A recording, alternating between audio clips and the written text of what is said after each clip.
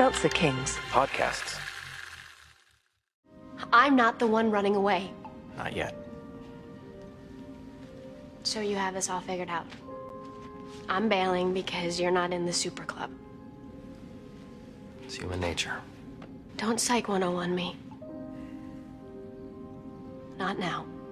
Not after everything that...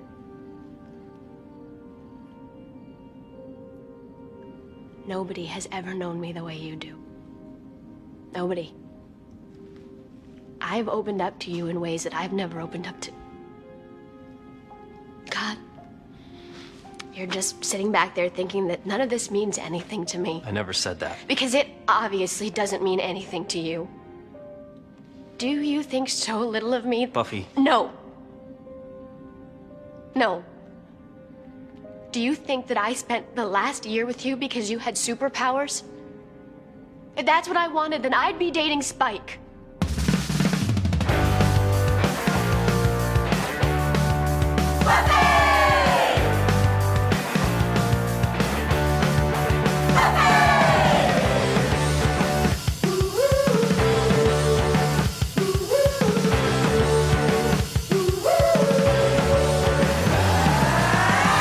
Up, everybody? How's it going? Welcome to another episode of Boys Watching Buffy. We're just two boys watching every episode of Buffy the Vampire Slayer for the first time. We're giving our review, our reaction for your host. I'm Joe Welke.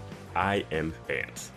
And today we're talking Season 5, Episode 4, Out of My Mind, directed by David Grossman, written by Rebecca Rand Kirshner. Original air date October 17th, 2000, to an audience of 5.1 million people. I think this is the first one that Rebecca Rand Kirshner has written. I've never seen her name on here that I can recall anyway. But, everybody, guess freaking what?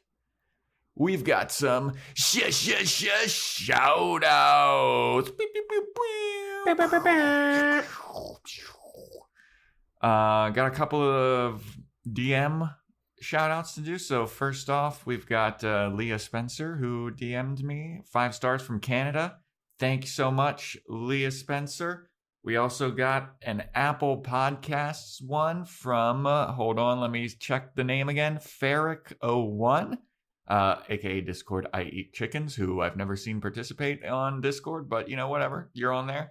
Thanks for that 5-star. You know they're in the spoiler chats. They gotta be. I wonder how many people like actually hang out in the spoiler chat and like never participate in what we are seeing, you know? Probably a lot. There's a lot more people in there than there are. And then we have a rule breaker. Yeah, we do. We got a rule breaker. So we're going to give you a shout out, B-Rye. B-Rye DM'd me on my personal Twitter. Okay. The rules are my DMs at Joe Welke on Instagram. This dude went to or girl, not sure, or them, not sure, went to a whole other social media network. All right, come on. Yeah, but I appreciate someone hopping on my Twitter, you know, at Is That Vance? And so, yeah, you're getting the shout out.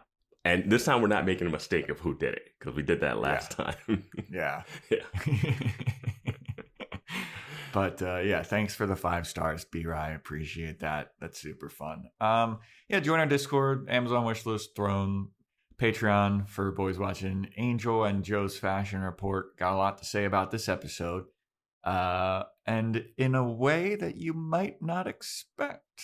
So. And I will say this, and this will probably be the last time I'll say it, but like for the Throne and Amazon wish list, they'll be in the show notes links, and they're also in the Boys Watching Buffy Instagram Linktree link. So if you need to find it, that's where you can find it. All right. We got anything else? Anything else? Any housekeeping up top, Vance? No, how you doing? How's your week going? My week's been pretty wacky, to say the least. How about you? It was a little stressful. Finished the deadline thing that I had yesterday, so I'm looking forward to podcasting and then doing nothing today. All right. With that being said, this episode opens up with a recap of Riley talking about how Buffy doesn't love him and how Riley's got a chip in his heart and how he was drugged. And looking at that recap, I was like, damn, this guy's been through a lot. They're like, he's going through withdrawals. He's been pumped up. He's got a cut through his chest. It's on your... Found out he's brothers with a monster. His mother figure was killed. I know that we talked about that briefly, like at the end of season 4, but like seeing it in this like 1 minute chunk recap, I was like, Jesus Christ. It's like, let's just put him down. Let's take him out of his misery. I really did think this was like Riley's done, man. This is a Riley's dead episode. That's what I thought too. As we were going along, I was like, "Oh man, is that it?" Like I remember, Xander comes up behind him and just like chokes him out. It's like, "I'm sorry, man. This is for the best." Yeah, because one of the season 4 recap questions was like, "How long do you think Riley lasts in the show?" And I was like, "That's a weird question." I saw this episode happening. I was like, "Oh shit, okay." I honestly didn't think he was going to last more than one season when he first showed up. And I was like, oh, he'll leave town or something. But yeah. So we see his like whole life getting kicked down, getting the shit beat out of him. And then we also get a little Dawn. Nobody knows who I am. Nobody pays attention to me when your sister's the Slayer. And then we open up the episode like we do so often. In the graveyard, Buffy is on top of a like crypt tomb thing, and she jumps off, starts sprinting through the graveyard. A dude's hands just barely pop up out of the ground, and she stakes this vampire through the dirt. Now, when I saw this, I was like, oh yeah, this is how she should be killing people. Like why even wait for them to come fully up? Like just like pop up, like what's that, like whack-a-mole, Yeah. Because you have to know like who's dead, and I still don't understand how vampires turn into vampires. Yeah, the period between like biting and becoming, and yeah. So I think it's funny to think that if you were a vampire, like, because we saw Pedro Pascal get turned by like Sunday, Yeah. So it's like one of those things where like a vampire bites someone, turns them, and then puts them back somewhere so they can find them. So then they can have a funeral 3 days later, be buried, and then they come back. With an obvious bite mark on their neck. Yeah. It's wild. I don't know. Well, it was also like, remember that one time the Buffy and Xander went to a viewing of a girl and she woke up vampiric? Yeah.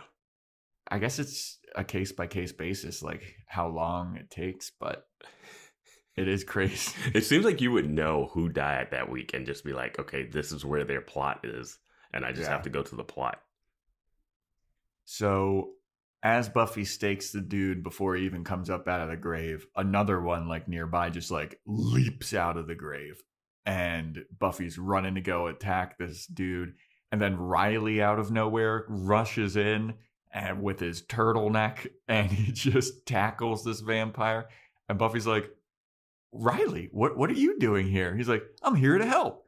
And he's fighting this vampire, really just kind of taking it to this vampire. Yeah.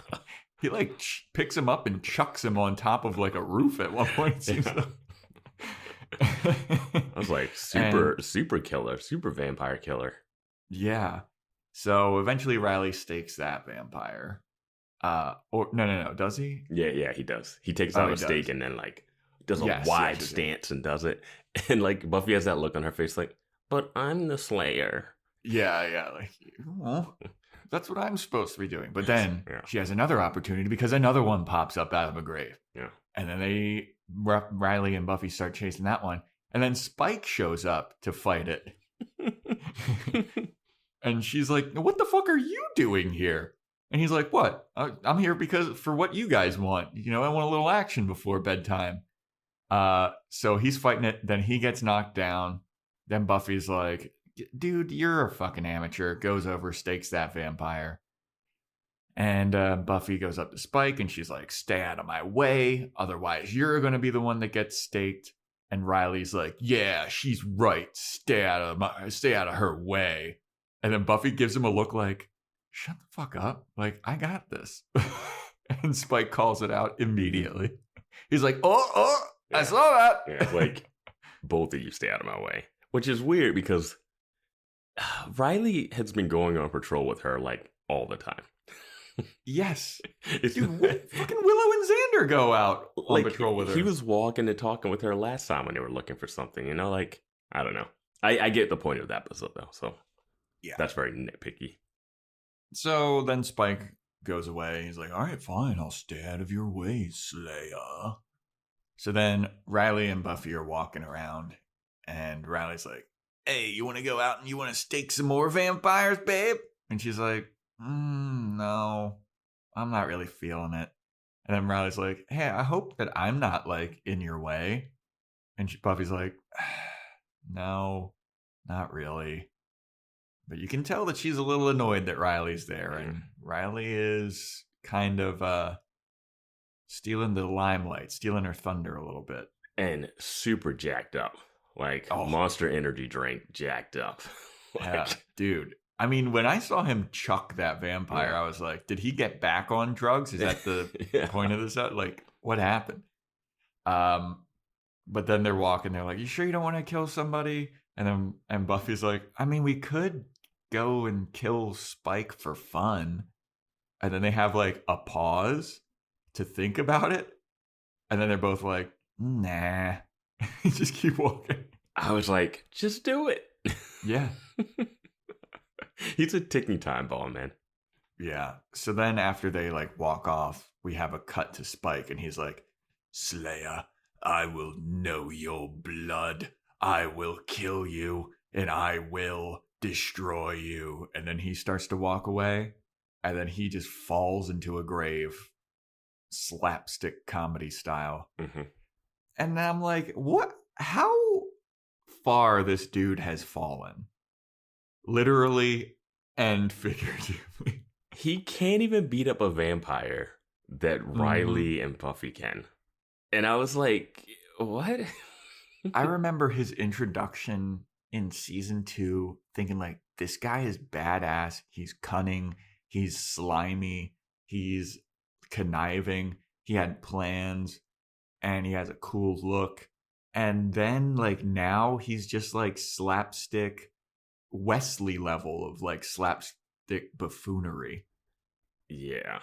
Well, he's no longer the bad guy. Yeah. It's a bummer. Yeah. I don't like it. Yeah. But anyway, so then it's the intro, I think, and then Willow and Buffy at school, and they're arguing about the French Revolution, and Willow's all excited. She's like, Buffy, this is the first smart conversation I've ever had with you. You're It was like we had the first scene was insecurity about, like, Buffy, like, I don't need another person killing vampires. That's my job. And then we get the Willow scene where she's, like, insecure when someone in her group shows a slight hint of being smart. Yeah. Willow's like, well, you're going to be smarter than me soon. Don't try doing witch stuff. That's my thing. Yeah, Buffy's like, I've been studying a lot. And Willow's like, yeah, I've noticed. Stop it. Be dumb. Willow's going to, like, cut a piece of wood and Xander's going to flip out. If she can cut wood with her witch powers, what am I doing here? I got all these tools for nothing. Willow, stop reading books. That's my job. I'm Giles.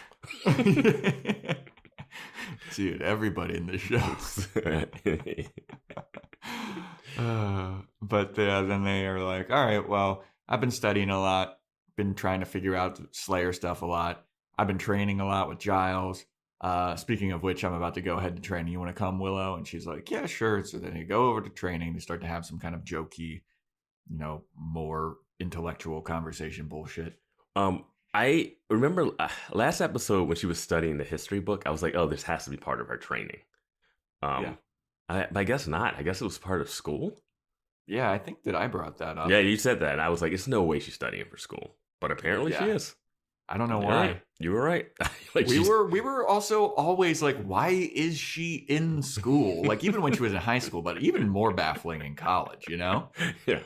Like, I don't understand the thing, like, okay, I met Dracula. I really need to figure out my life. And then I guess studying history, because they talk about vampires in history, and they're like, oh, this event happened. She's like, oh, that definitely was a vampire that did that or whatever. That's kind of cool stuff. Yeah. But it didn't seem like she was studying that book last episode just for vampire. I don't know. I feel like that you could study something else. Yeah, I wonder what the change in Buffy is to be like an academic. Like, yeah. What? I'd be more studying the Slayer stuff. Yeah, and like, hey, Giles, can you just tell me all the stuff that you know that you're not? Like, I don't think a punching bag's going to give me the answers.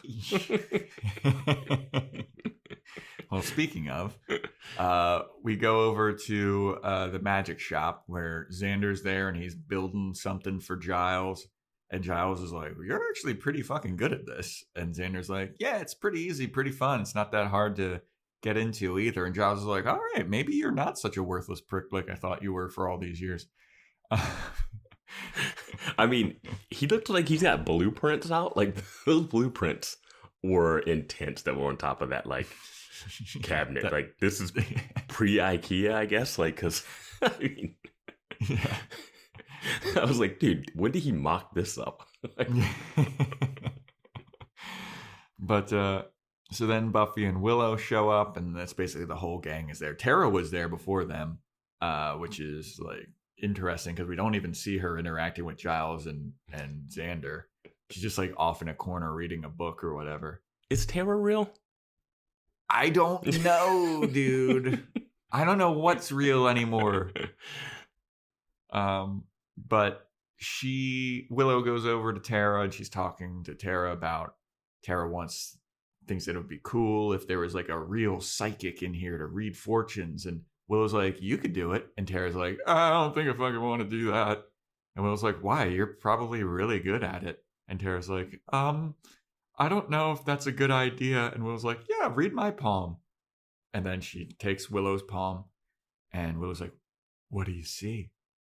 And Tara's like, I see Willow palm. And I'm just like, ew, dude. This is so lame. I was like, okay, sure. Like, everything they do with Willow and Tara in this episode is just like, okay. Well, dude, I talk about it on the fashion report, but they like started dressing them exactly the same. And it's annoying to me. I think Tara is a little further along because Tara's closer to what Willow was like when she was first getting into her witch stuff. Like when she like gets kidnapped by the mayor and Faith, and she's got that weekend dress on kind of thing. Yeah. But yeah, whatever. It's just weird to see them like in the exact same colors. It's like I don't know. Whatever.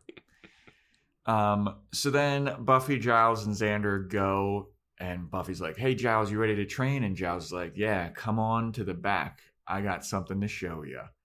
And then, so they go into the back, and then out of nowhere, Riley just tackles Buffy, like, as a surprise. And Buffy's like, Jesus, what's your fucking problem?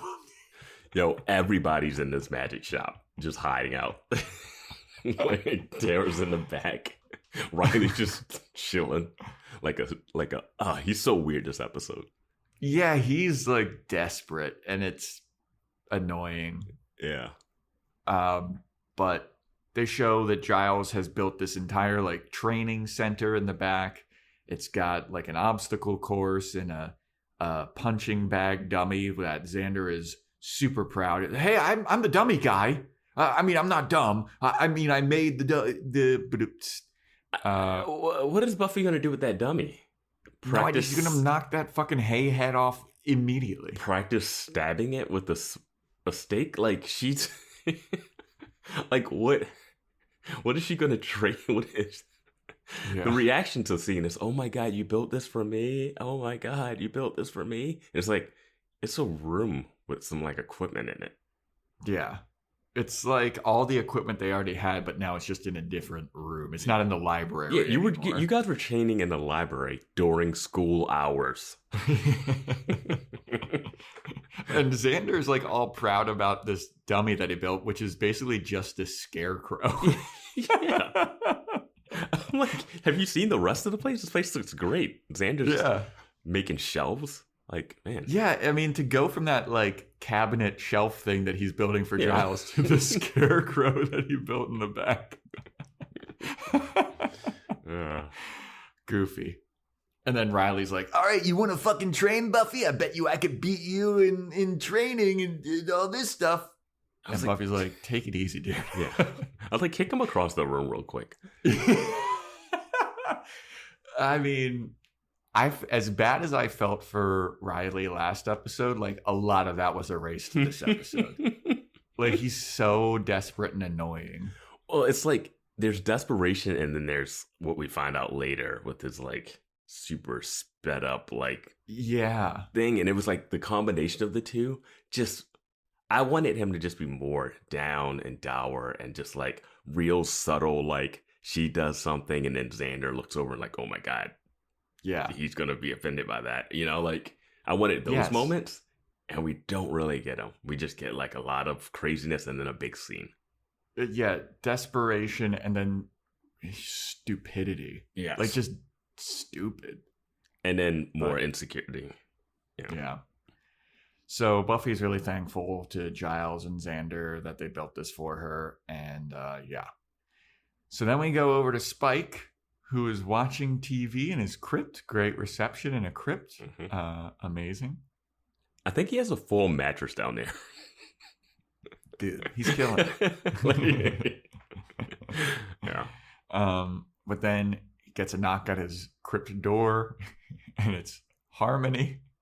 And she's like, Spike, I need to stay here. I need someplace to stay. I need a hideout because Buffy the Slayer is after me. And Spike's like, really? She's after you? And Harmony's like, yeah, didn't you hear? I'm Buffy's new arch nemesis. And Spike's like, really? I really hope she crosses over to being like the arch nemesis. Like something clicks and she becomes like a really villainous person. I don't see it happening. It's not tracking. She's a great comedy character in this at the moment. At the moment. I think it crosses over a little bit. I could see it getting annoying. And I hope you're right. That'd be really cool if she like has a fucking turn where she just becomes like this incredibly powerful evil person.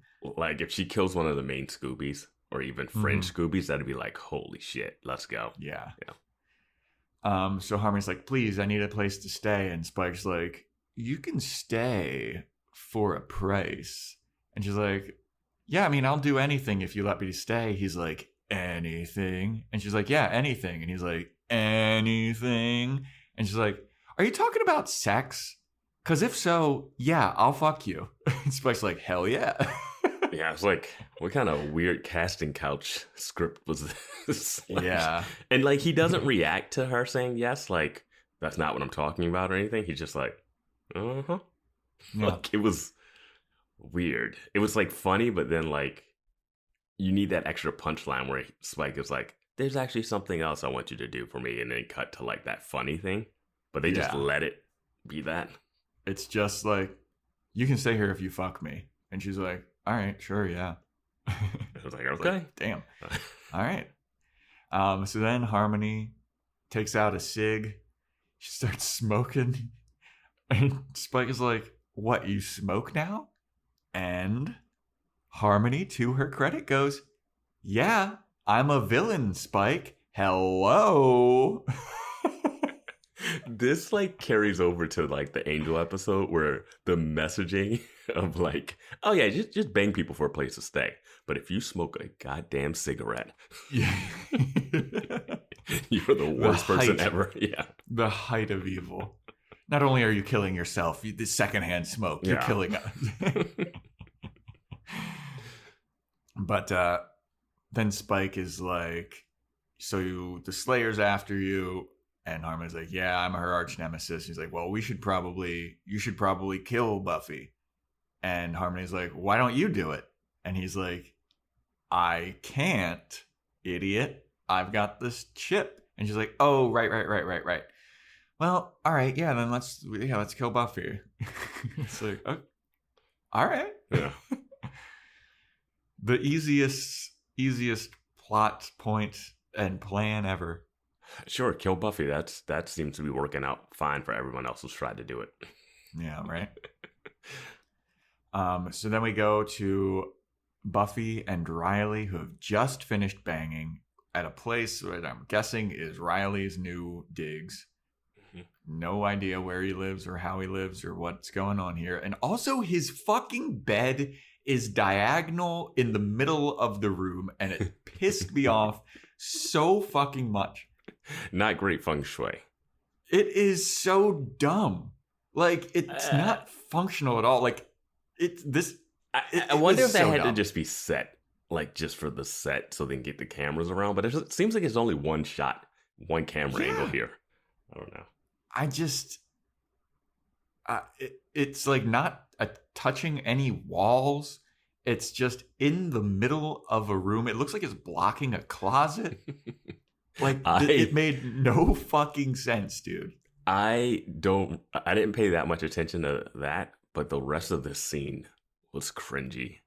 Yeah. Just, So, yeah. they just finished banging. And Buffy's like, I feel so calm and relaxed now. They go to that when they're on that classic, they're lying on their backs, have been done. And like, we got the like L shape where she's covered from the top, he's covered by the waist, you know? Yeah. And it's just, it's like when people, like they finish sex and they just roll off top each other and they like, that was great. Like that kind of that thing in movies. Where you're like, and cut to the end of the sex scene, roll off. That. But this one, they don't even do the roll off. They just do the like lying still and action. Yeah.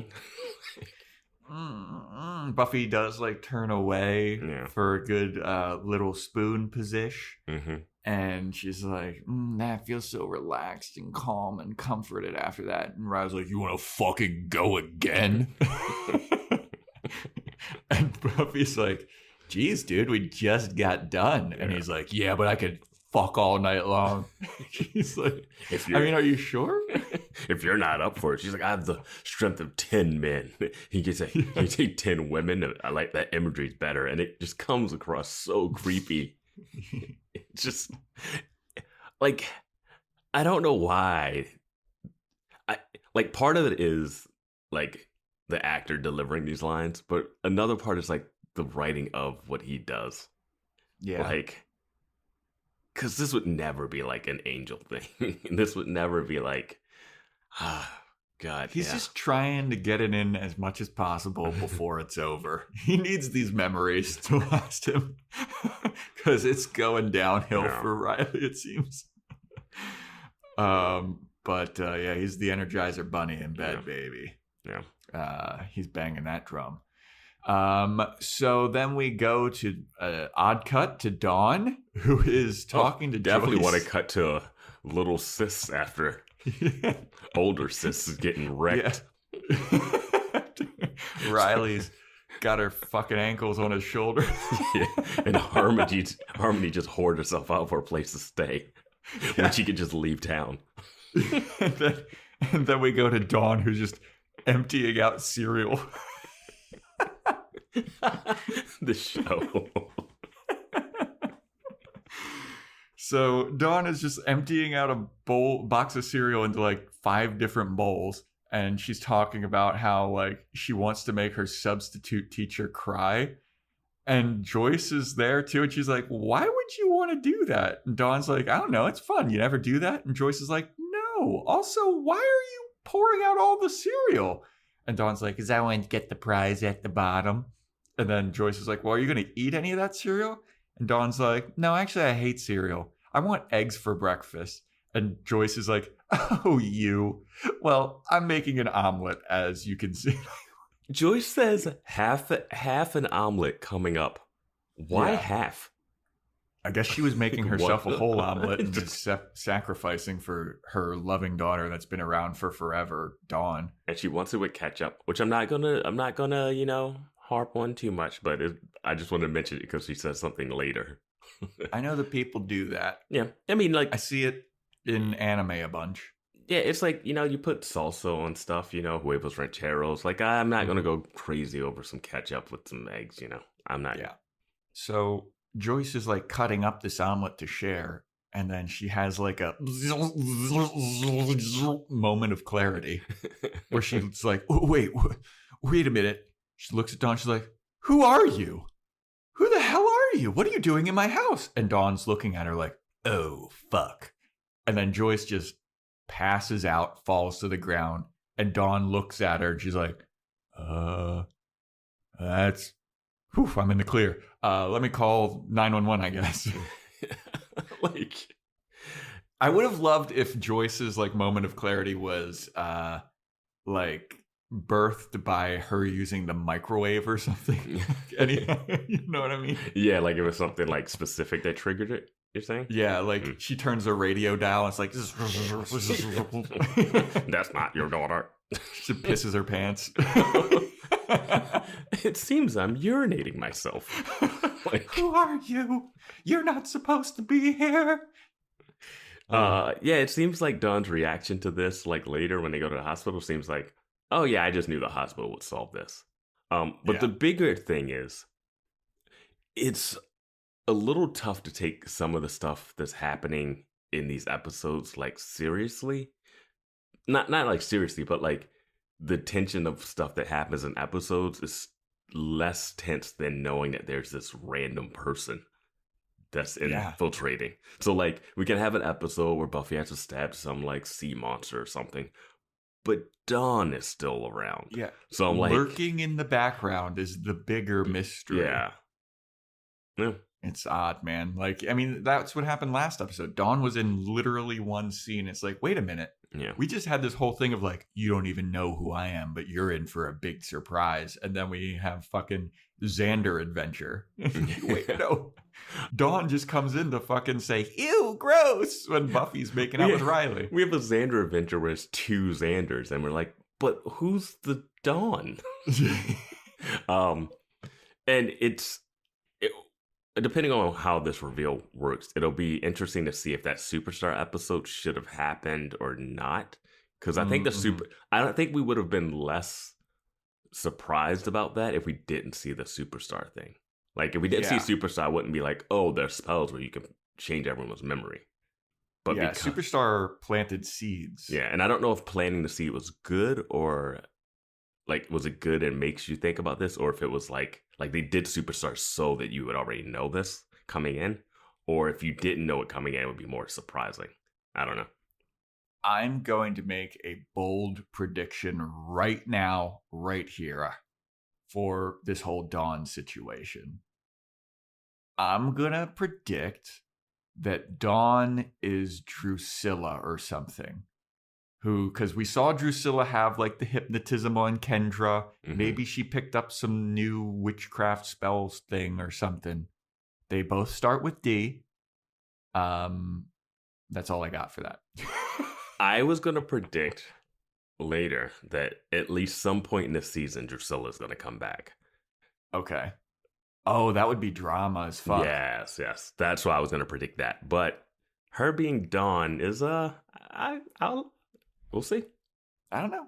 Yeah, maybe she just took the Jonathan spell to the next level because she knows about the dark arts, and Jonathan's just some dweeb. And she just wants to like have cereal and treats and live with Buffy's home with Joyce. I don't know her motives. Fair enough. So yeah, Dawn calls 911. Joyce gets taken to the hospital. Buffy and Riley show up at the hospital. They see Dawn. They're like, Dawn, are you okay? And Dawn's like, yeah, I'm fine. I'm real. I'm totally real. I have a stethoscope that this intern doctor gave me. And then this dude comes up. Yo, I wrote his name. I'm Dr. Ben. I wrote his name down because I was like, this has to be a major character because he's got so much screen time. Same. I thought that it was going to be some evil thing or something later on. I was like, is this Buffy's new boyfriend that Riley's going to be jealous of? Like, who is this? Because I was like, why is it an intern? Yeah. In the hospital. Well, don't they call some doctors internists? Oh no. It's not interns. They call something else. Resident? Yes. Right? Residents. I think they call residents. I watch Scrubs. Yeah. I think that internist I mean, is a thing. sure, you could though. be an intern. You could still be an intern, but it seemed like he was getting a lot of backstory.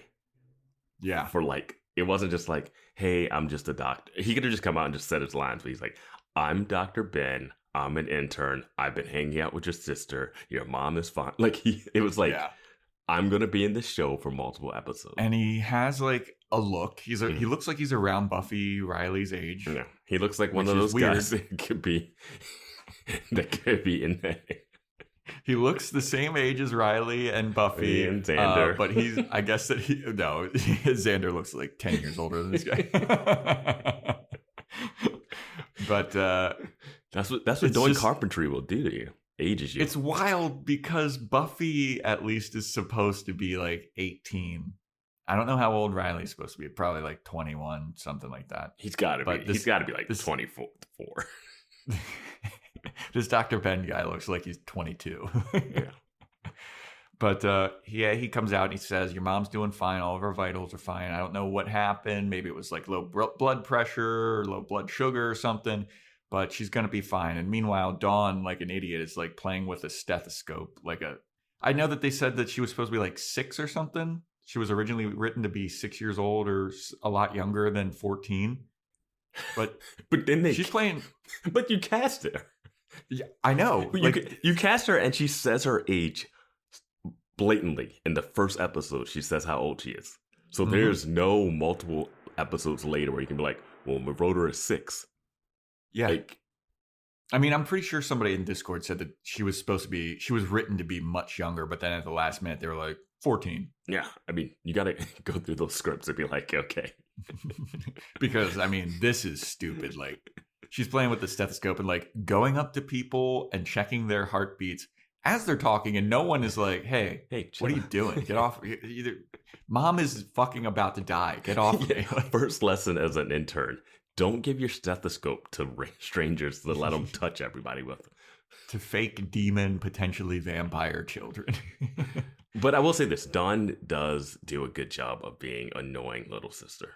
I mean, she absolutely does. Yeah. Now, when she got the stethoscope and she's going up to Dr. Ben, listening to his heartbeat, going up to Buffy, listening to her heartbeat, I thought she was going to do it to herself and there was going to be nothing. Did she do it to herself at the beginning? I don't think she does because we don't hear. If she did do it to herself, we didn't hear her heartbeat thing. But then she eventually goes to Riley, and Riley's heartbeat is like. At first, when she did Buffy's, I wasn't sure because she had a look on her face, and I was like, "Is this like because the doctor's heartbeat was slower than Buffy's?"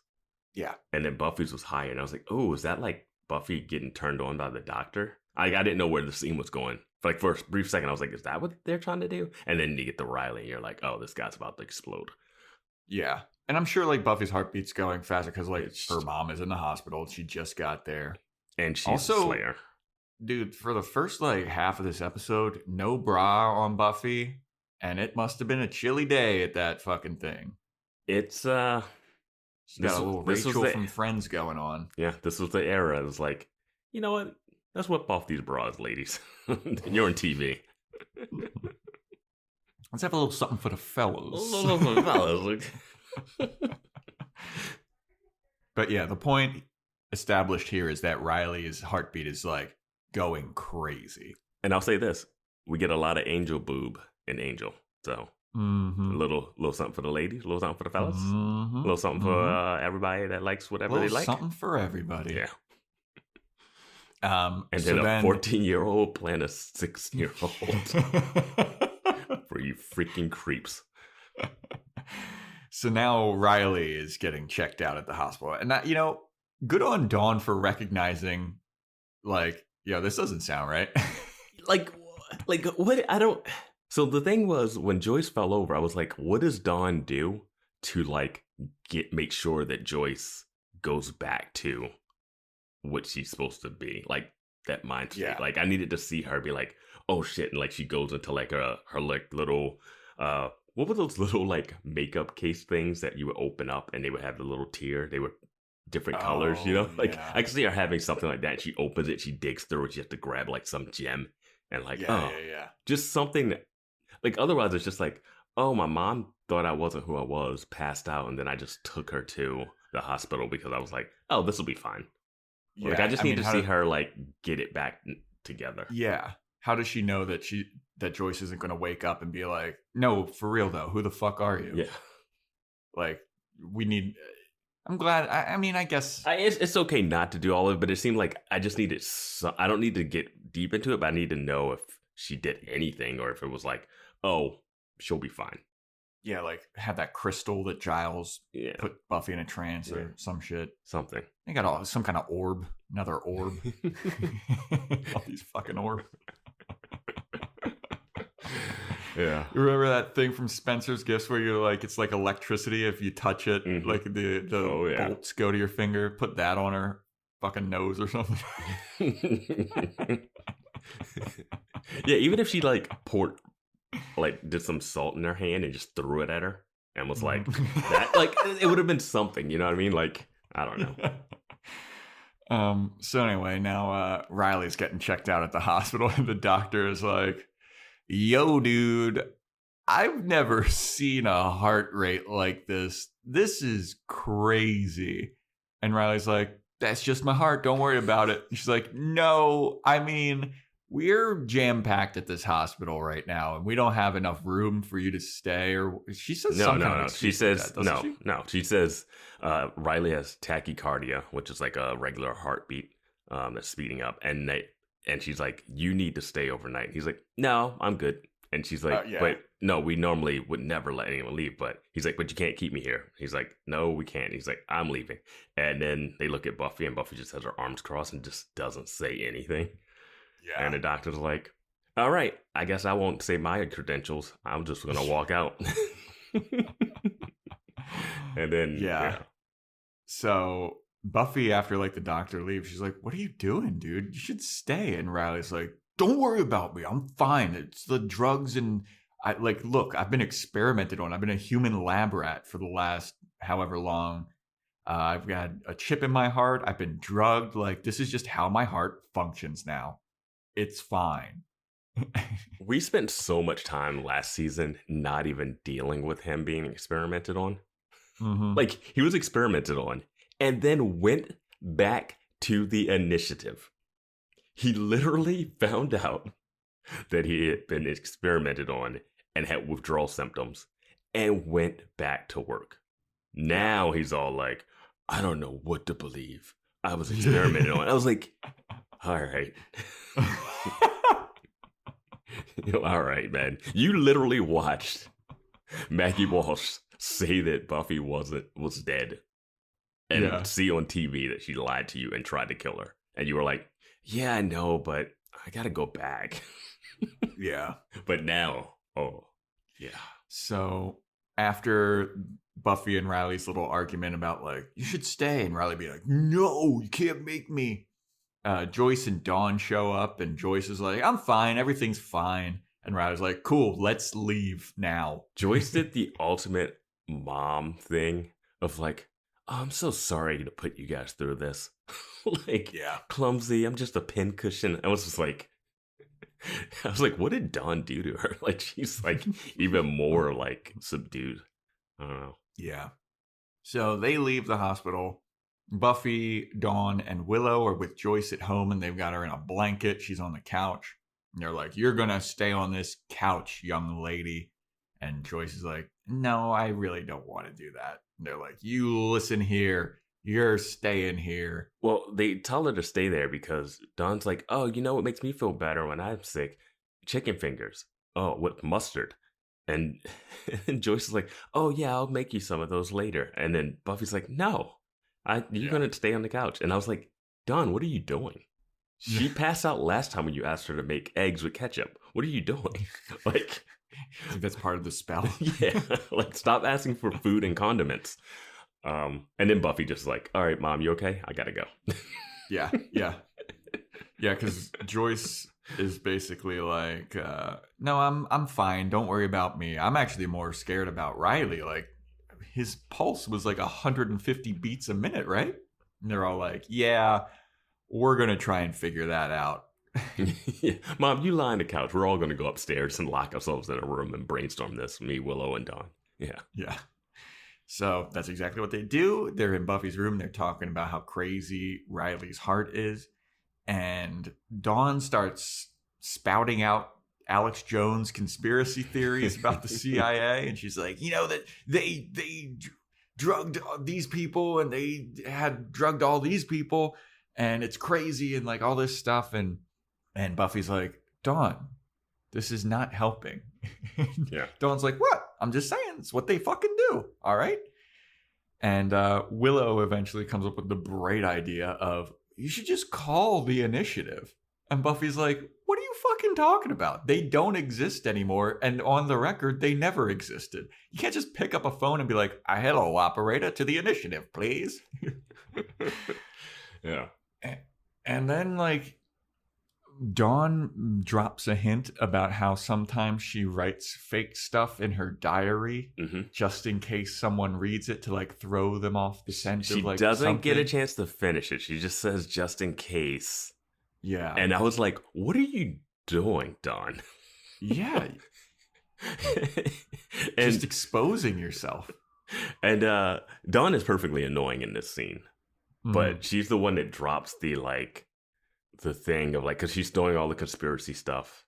And then she even has a little mislead where she's like, this is really useful. And then it was like something dumb. And then Buffy's like, I don't know what to do. And like, they're always listening. And Dawn's like, well, if they're always listening, then why don't you just like say something? Or, what she says something like that. And then Buffy's like, huh. Yeah. That's a good idea, potentially. Now, what she does is the funniest thing I've ever seen. Like, I literally laughed out loud when I saw this. So, Buffy goes to Riley's place. She's looking around. She sees the phone. She picks up the phone, and you hear a little static. And she just goes, Riley's in trouble. He needs help. And then hangs up the phone. I lost it. Oh my god, like if they're listening in and following him, they know. They should know. And then we get the best. I laughed out loud at this next scene. It's too early 2000s, but this feels 90s. This feels late 90s, this scene. But yeah. So Riley is playing basketball with a bunch of bros, and he's in it. I didn't talk about this on the fashion report, but he's playing basketball in jeans. Everybody else is in like athletic wear, and Riley's just dunking on everybody. He is like Mike got the sneakers. Like it's shot all close up. It's all intense. It's like, well, it's like this intense like metal music playing in the back too, like. And Riley's like, whoo, whoo. And you can't even tell who is who. Yeah.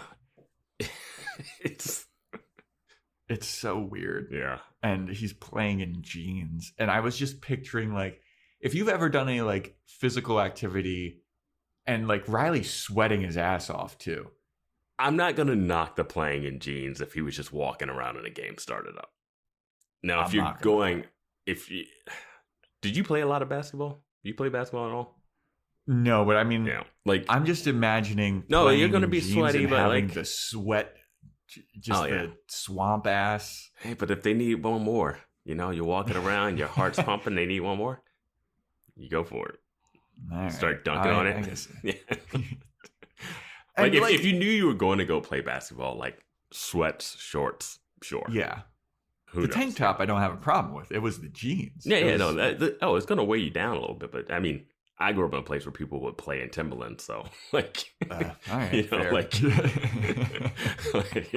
you'll get crossed over with someone in like some baggy jeans and some Tims, and you're like, all right. Man, Tim's had a moment back in the day. I remember having Tims and being like, I'm the coolest fucking guy ever. They're like, we're gonna make hiking boots for white people. Sure you are. And then every rapper ever just took it. Yep. But So after the game is done, Riley just beat the shit out of everybody. He's sweating. He's like, nice game, fellas. They all walk away. And then Graham shows up with some fellow agents. And Graham is like, hey, man, we need to talk. And Riley's like, yo, yeah? Talk about what? And Graham's like, we need to take you to an operating room right now and fix you because you've been drugged. You had a chip and it's going to kill you. Riley's like, no, wait. I took a piece of glass and cut it out myself. I'm sure it's fine. You never followed up on that, dude? He's got that scar. Yeah, from like cutting himself open. We see the scar earlier. It's like, at the end of Restless, he goes back to have like a meeting with the initiative, like the closeout debrief stuff. or whatever. Yeah. During that debrief, you never said, hey guys, what exactly happened to me? Yeah. But yeah, Riley's like, no, I'm not going back. And Graham's like, you need to go to the doctor, dude. Like, they did a bunch of stuff to us and we need to help you. And he's like, and what? Who's going to perform the surgery on me, huh? Some government guy is tinkering around in my insides. I'm not letting that happen again. And then Graham's like, dude, we all did it. You need to do it. If you don't, you're going to die. And then Riley's like, all right, fine, I'll go. And he's like, all right, cool, let's go. And then Riley's like, psych! And he just like beats the shit out of him. Yeah, I was like, what was their plan if he started punching? There was no plan. They were like, this isn't a question. You're coming with us. And I was like, do you guys have like some type of way of taking him down? Because you know he's wired. Yeah. No. And all the dudes on the basketball court just didn't give a fuck. No. All the people he'd just been hooping with. They just watched this go down and they were like, you're on your own, buddy. Yeah. Hey, man, it's a brotherhood on the court. Fuck off the court. Off the court. They were pissed. They got schooled so bad. Yeah. Just getting fucking teabagged on those dunks.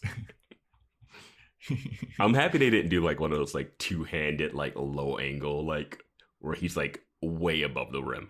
All these dunks were like he just got there, which I was like, all right.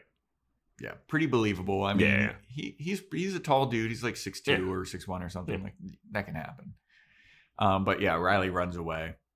So then we get Graham at the school and Buffy comes up to him and she scolds him. She's like, great. So you just let him run away.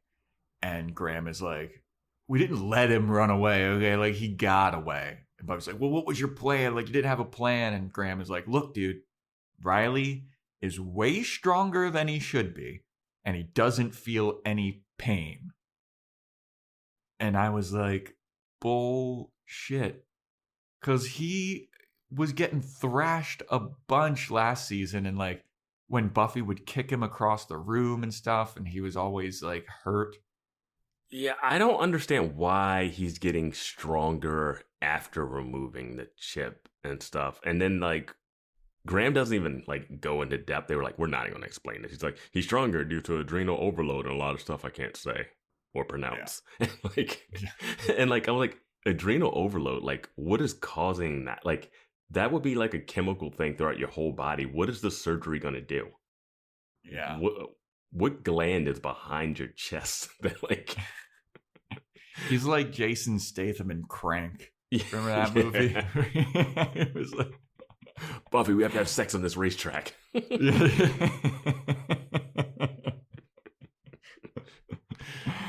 But then Graham is like, we need you to go find him or something. Buffy's like, I'll go find him. Fuck you. Where do I gotta take him? Where's this operating room? And Graham tells her.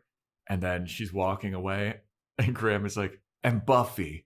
And Buffy turns around and she goes, if you tell me to hurry, I'm going to kick your fucking ass. And then she just walks away and Graham's like, okay. We just get a lot of Graham face this episode. Yeah. Graham is a robot. Dude, did you see later on in this episode? I'll bring it up later. Yeah. I mean, my Graham notes are later too, but I just... Yeah. So then we cut to Riley, who is walking around the old Adam cave by his lonesome. He's going around having a nice little reflection about the good old days. You know, when you like play a game of hoops beat up some military dudes, and you're like, gotta go to the caves. So the Scooby Gang is at the magic shop now, and they're talking about how like nobody knows where Riley is. He's gone missing. He's gone AWOL, you could say, as Anya says. And so they're like, man, I don't know where he is. He doesn't want to be found. And like, who knows where he is? And Xander says some stuff where he's like, well, he might need some time alone because, you know, he kind of reminds me of this friend who really liked this one girl and she didn't really like him back. And so he might just be off thinking about that, getting some alone time. And Buffy looks at him like, what the fuck are you talking about? And then Xander's like, you know what? Never mind. It was stupid. Don't mention I said that again. And then Anya's like, Xander, is this friend you? Because I really like your friend. And your friend doesn't need to be worried about how much I like him. Xander's just like, okay, Anya. Yeah, thanks. Yeah, I just really do wish that we had like this type of moment with like when Giles told Willow that he was leaving town, and then we have the scene where Willow's like trying to like talk Giles up and how useful he is, and it was like awkward, and Giles looks at her like, hey, shh. So like it would have been nice to kind of do that same similar type of scene with like Riley saying something, and then Buffy's like, I don't know. You know, I hate Indian food. And then he's like, well, I mean, people don't have to like the same things, but you still love each other. Like that kind of like something weird like that. Yeah. I do want to say this magic shop is looking nice. I'm liking the set. It is. It's a nice replacement for the library. Yeah. And, looking good, dude. And you know what? Good job on the show to not just do the low-hanging fruit of, hey, he'll be a librarian at the college. Yeah. Like that was like my first thought. And I was like, you know what? Magic shop. It's a season late, it seems like, you know? Mm-hmm. But yeah, this is a nice little spot for them to go to as long as, and it's perfect. His demons will come in there like they did with the library and wreck it, and then Xander will clean it back up. Yep. Yep. I think there's going to be a plot point now where Giles is going to accidentally sell some kind of magic token to a evil person and not even realize it. And he's like, oh shit, I sold that thing to that person. And Buffy's like, well, great, Giles. We just sold it to the enemy. And Giles is like, I didn't fucking know. How was I supposed to know? It'll be like the episode where he had the like thing in his like trinkets that was going to open up the mouth. And he was like, oh shit, it's right here. And the demons are behind him and they're like, knock him out. Yeah. So they're like, well, we gotta split up and look for Riley. Xander, Anya, you go to the docks.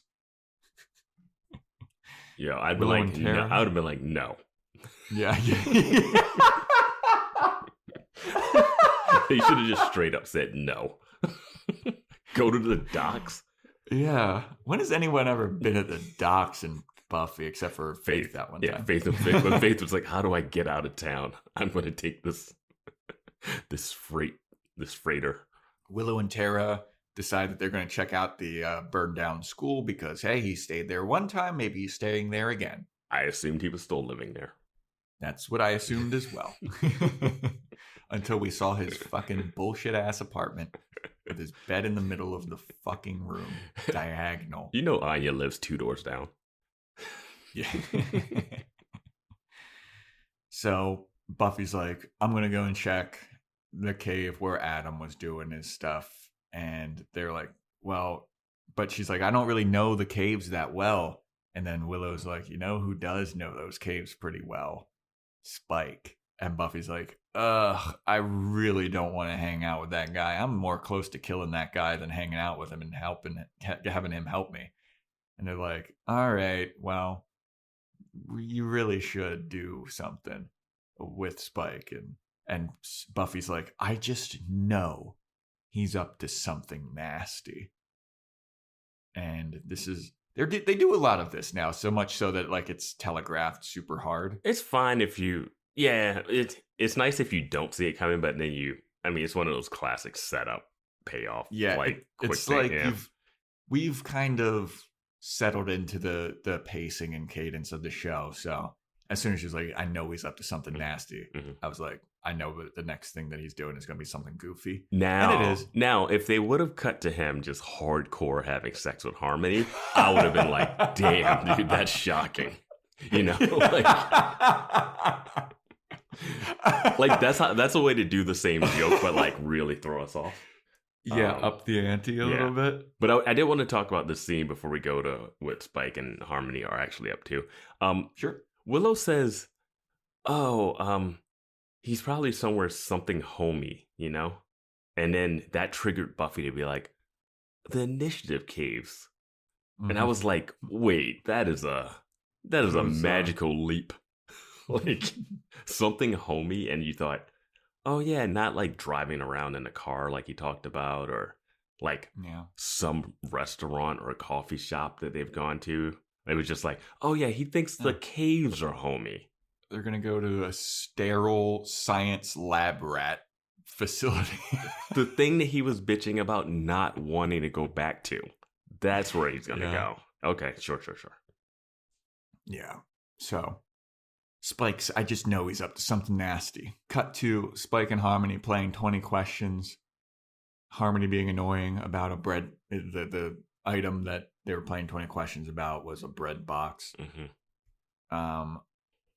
And so they hear a loud banging at the door.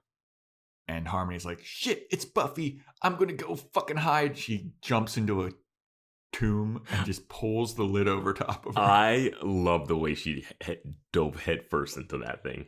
Yeah. So then Buffy just kicks open the door. She goes up to Spike, and Spike's like, what's up? What do you want? And she's still like, oh, I can't find Riley. And Spike's like, well, how the fuck do you think I know where he is? And Buffy's like, I need you to take me to the caves because I think he's at the caves. And he's like, why should I help you? She's like, because I'll pay you. And she pulls out a bunch of money. She pulls out some 20s. And Spike's like, oh, okay, yeah. I'll do that. And she's like, all right, well, you need to find Riley. Take him to this hospital because we need to he needs a surgery stat. And once you bring him to the hospital, I'll pay you once he's there. And Spike's like, well, if this is so important to you, you should give me half now and half later. And Buffy's like, oh, okay. And she just rips the money in half, gives him one of the halves, and walks away. And I'd never seen that done before. And I was like, that's fucking badass. I've seen the like rip like 120 in half and be like, oh, you get the other half later. Yeah. Not like with a wad of them. Mm-hmm. But also how this episode ends.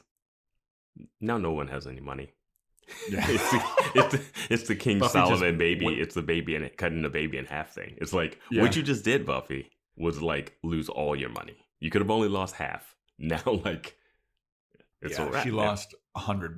Yeah, as opposed to 50 or yeah. So then Buffy walks out. I think she slaps Spike at some point. She slapped the shit out of him at one point before she rips the money, and it was like I was like, wow, they're really pushing it because we've hinted to them killing Spike twice this episode, early on the thing, and then before this scene. And both times I'm like, yeah, just kill him. His usefulness is not. You're talking about him acting weird recently. I'm like, yeah, just get rid of that threat. You got to deal with Dawn. So Buffy leaves, slams the door. I also, when she first arrives, Spike says, what, you never heard a knocking? And it's like, she did knock like 3 times very loudly. Yeah. But, so anyway, so she leaves. He brings up the point that like, they have to be, vampires have to be invited in, but they can just come in anywhere. Yeah. So after Buffy leaves, Harmony pops out of her little tube and she's like, did she say anything about me? I like Harmony. I do think they stretched like the limit of how much Harmony you need. Mm-hmm. You know? It's the like Stifler and American Pie episode situation where you're like, oh, Stifler was fine in American Pie. He's in like 3 scenes. Then American Pie 2 is like the Stifler show, and you're like, what the fuck? Like, It's too much. It's too much of a side character. And this next scene with her is pretty much it tipped it over for me. Yeah, same. So then we go to the hospital and Graham is there with the doctor who's like prepping for surgery for Riley to get like, his chip situation, wires, heartbeat, whatever kind of surgery he's about to have. He's prepped for that. And Harmony and Spike show up and knock out the security guards, knock out Graham, grab the doctor, and they're like, guess what? It's finally time to resolve this plot hole that Joe and Vance have been complaining about for several episodes. You're going to remove my chip, Doc. And I was like, fuck yeah, dude. I wouldn't even call it a plot hole so much as why hasn't the character even tried or considered doing this? Yeah. But I wrote in all caps, Spike wants surgery to remove his chip, like 5 exclamation points. It's like, why have you never tried this? Mm-hmm. So then we go to Buffy, who's wandering the caves alone, looking for Riley. Then we have Spike and Harmony taking the doctor to like some kind of student surgery room, like lecture hall with surgery equipment. And the doctor explains to Spike, like, hey, that chip, it's embedded deep in your cerebral cortex, and it's going to be really difficult. I don't think I can do it, especially in this setting with not all of my equipment. I'm not this kind of surgeon. Like, this is a really complicated surgery. And Spike's like, you'll figure it out. And if you don't, you'll die. And Harmony's got like a crossbow, and she's like, yeah, I'll fucking kill you. And she accidentally shoots the crossbow. And she's like, oops, I did it by accident. And it was like, this is the beginning of... Yep. Why didn't they just flash their fangs? No idea. They're using a crossbow. Like, they're using a weapon that could accidentally kill one of themselves. Yes. Well, it's also like, it's a one-shot, long reload weapon. So, like, once Harmony shot that crossbow, the doctor should have just, like, ran. Yeah. Like, really?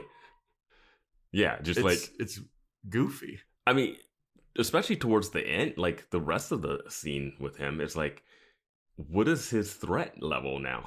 Like, yeah. Does he know they're vampires? Like, I guess he does because he knows that if the chip was in there, that it had to be for that reason. But they never, I guess so. But, like... Yeah, I'm sure Spike explained on the way, like, hey, I was subject 17 or whatever. Yeah. And I got a chip in my head. He's like, dude, we had like 500 of you guys. I don't know how you're 17. you're subject 17, and we've been around forever. We're pretty early on in our experimentation, huh?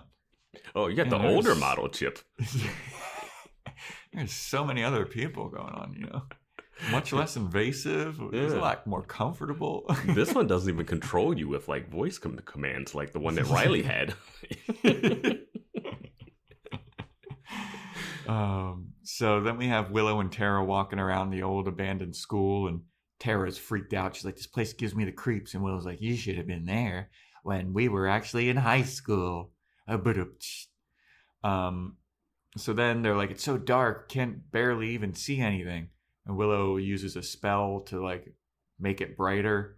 And Tara's like, geez, dude, like, how did you learn how to make it that powerful? I only taught you a spell to like make it a little bit brighter. And Willow's like, yeah, I just tinkered around with it and like up the level. And Tara's looking like, oh, Jesus, dude, like you're really going gung-ho on this witchcraft stuff, aren't you? And then there's like a whole thing like, oh, we'd be like some idiots with just like a flashlight. And then we cut to Buffy with a flashlight. And so she's walking around the caves with her flashlight. She's like, Riley, if you can hear me, answer me. And Riley's like 20 feet away from her, not answering her at all. So she keeps walking, eventually finds Riley, who is just punching a wall. Like a crazy person. Yeah. And Buffy gets to him, and he's like, see that? I don't feel a thing. Buffy's like, your hand is bleeding, dude. He's like, who gives a shit? Your hand would be broken. Yeah, absolutely. So here's our big drama scene. Can I say this before we get into it? The scene early, like Buffy's good in the scene, but early on, she already goes into arguing with Angel Face. Like early on, it was like, oh my God, we're about to have it. Like I could see like she had already transitioned out of like quippy Buffy into like, oh no, got to get the tears going. Like, got to get emotional. And she's good in the scene, but it was like this one shot before the scene really starts. Like he just walks to get to that other angle. That was like, oh boy, she's already loading up. And I like the scene. I think that they both do a good job at it too. Like Riley is a lot more better actor in this one than when he's desperate, pathetic guy. Yeah, it's like certain things that it's one of those things where I think the show wants him to do stuff, but there's certain things that he's good at doing. And they're not like writing to his strengths. I agree. That's a great observation. But so Buffy's like, dude, you should be feeling something if you're punching a fucking wall like that.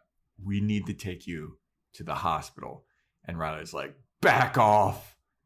And Buffy's like, what are you so scared of? Like, you're gonna die, dude. Like, what's the fucking deal? And Riley's like, I don't want to have the surgery because then I'll just be some other guy, some random average Joe. And I was like, whoa, dude, shots fucking fired, okay? Everybody's got that name. But he's like, I'll just be another guy, an average Joe. And like, you wouldn't be into me if I was just a regular dude. And Buffy's like, what are you talking about? You think that that's why I'm into you?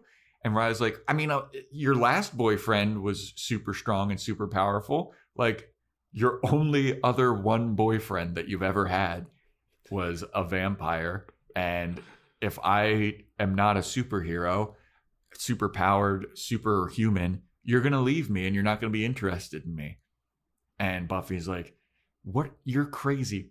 Riley, over the last year, no one knows me like you do.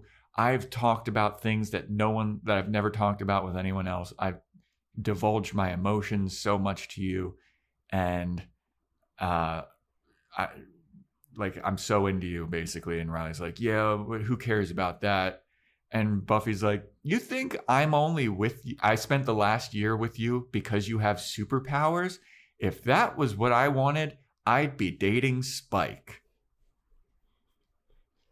Pause for disbelief.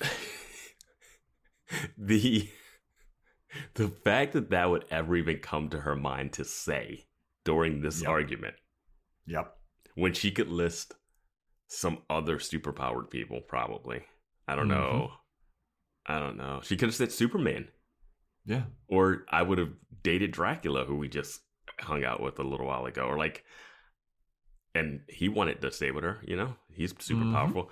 The fact that she dropped the Spike name, I was like, oh, we are in the end game now. Yep. This is all leading We're to one. it, baby. And I still don't get it. Me neither. Me neither. It's so sudden. Me neither. I mean, yeah. I mean, you could have triggered it from when like they were fake married or fake engaged, and then they come out of that spell and they start looking at each other differently from that. And I would have been like, okay, that's a nice little slow snowball. Hey, we did say some things during that were like actually us, that we actually like revealed some stuff there. I'd be like, okay, cool, if we wanted to trickle that. But from what we've done between then, when she said that line, I was just like, what? Yeah. So after she drops that line, she's like, I don't care about the superpowers, dude. I need you, Riley. I need you with me and I need you alive. All right? And I don't care what you think is going to happen next. I'm going to make you go to the doctor. And then Riley's like, All right. Hey, Buffy, how's your mom doing? And Riley says, loving you is the scariest thing I've ever done, which I think he kind of mentioned before, like when he was like something similar. Now with this scene, okay, like the end of last episode, he was like, Buffy doesn't love me. Yep. Right. And she doesn't say I love you here either. Mm-mm. There's no love drop. And she's not prompted to, but there's no like, oh, she said it. Wow, we got a moment, right? She dances around it super hard in her like speech. Like, I've divulged secrets that no one's ever known. I care about you deeply. I need you alive. I need you with me. And he's like, I love you. And she's like, we better get to that hospital. I have strong feelings for you. So like, with all of this, is like, is Riley wrong or right that she doesn't love him? And it seems like he's still right. Mm-hmm. I wish it would have been so funny if after he was like, loving you is the scariest thing I've ever done. And then Buffy goes, we need to get to the hospital in a hurry. If he just went, come on. Or so we're like, God damn it. Like, they have made him say so many dumb things. Mm-hmm. Why not just have him be like, you never say it? Yeah. And she's like, what? He's like, you never say it. She's like, what are you talking about? You never say you love me. Like, that could be an emotional scene. Yeah, exactly. And that seems exactly like something that would happen, like that he would do. And like, then it would put her in that situation where us as the audience, we're like, oh, is she going to say it? Is she not going to say it? Like, that's a weirdly tense moment in without like punches and kicks.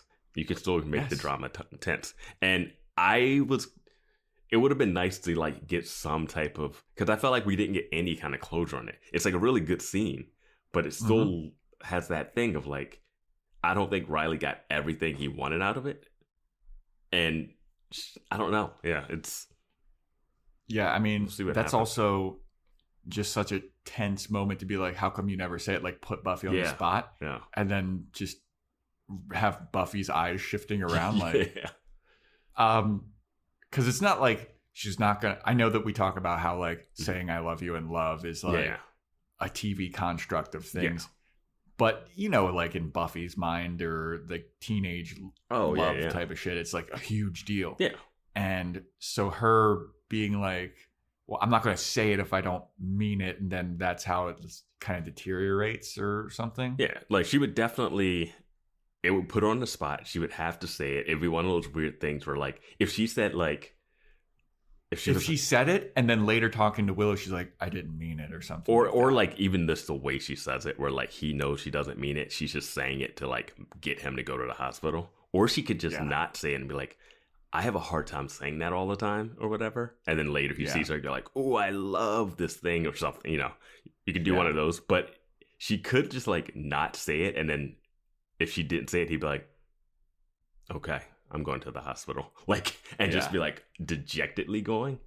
Yeah. There's a way to like, I don't know what happens next, but this seems like the scene was more like, let's set up Spike and Buffy. Let's set up Spuffy more so than let's like really hammer this relationship and dig deep into that. Yeah. But yeah. So speaking of Spike, the next scene is the doctor doing surgery on Spike's brain, and Harmony is standing like right over his shoulder, being super fucking annoying. Being like, oh, what's that? You know, I read in Cosmopolitan, the biggest sex organ in a man's body is the brain. Look at it, it's all squishy. And the doctor's like, please go away. You're really annoying me. And Spike's like, yeah, dude, you're being really annoying. And Harmony's like, fuck you guys. Yeah, I just was like, dude, go on the other side. Chill out. Like, sterile environment. Hold his hand or something. Sterile environment. Like, I mean, it doesn't matter. Like, this is the thing about the doctor keeps talking about, like, the surgery. If I do it, it might leave you like a vegetable or whatever. And I was just like, can we talk about the fact that he's a vampire and, like, that they heal fast? Yeah. And, like...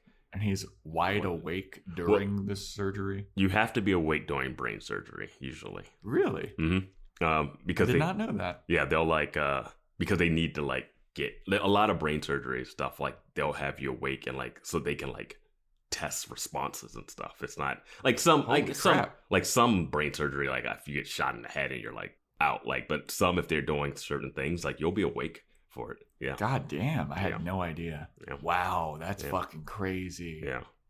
Oh God, 33 years old, never knew that. that's fine. They don't teach that on the stand-up circuit.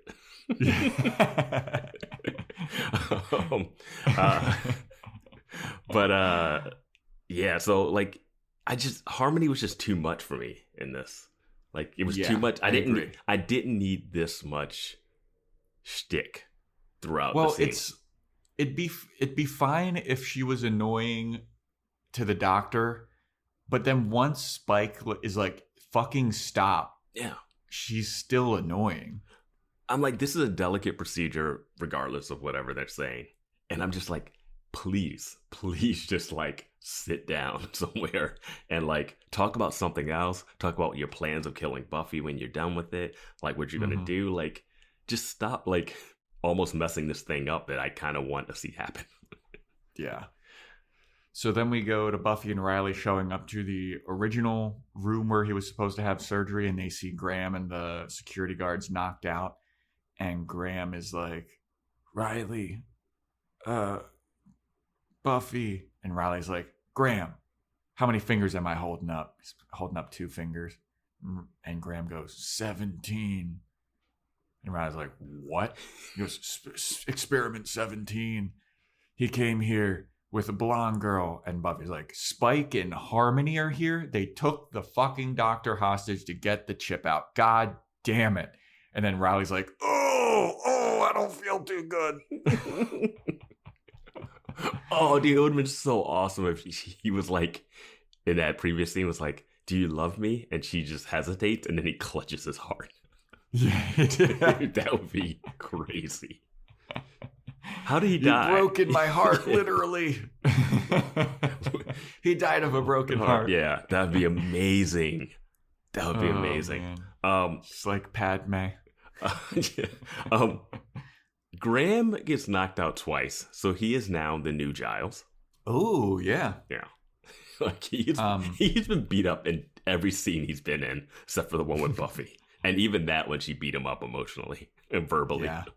Like, so Riley's like doubled over. He's not feeling too good. And Buffy's like, we got to get there fast. And when I get there, I'm finally going to kill Spike. And I was like, good. Yeah. I was like, now you're going to kill him? Fine. This is a long time coming, dude.